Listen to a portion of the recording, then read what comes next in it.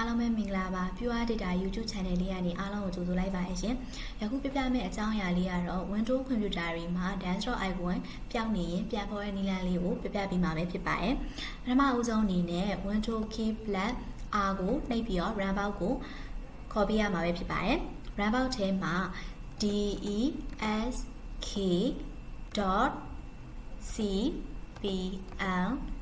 space comma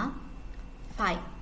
ကိုရိုက်ပြီးတော့ enter ဒါမှမဟုတ်လို့ရှိရင် OK ကိုနှိပ်ပြရပါမယ်။ Desktop icon setting စာမျက်နှာကျလာပြီဆိုရင်ကိုပြန်ပေါ်ခြင်းတဲ့ icon လေးတွေဒါမှမဟုတ်လို့ရှိရင် Desktop ပေါ်မှာထားခြင်းတဲ့ icon လေးတွေကိုအမှန်ချစ်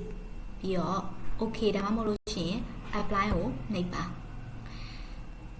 ဒါဆိုရင် Desktop icon လေးတွေ Desktop စာမျက်နှာပေါ်မှာပြန်ပေါ်လာမှာပဲဖြစ်ပါတယ်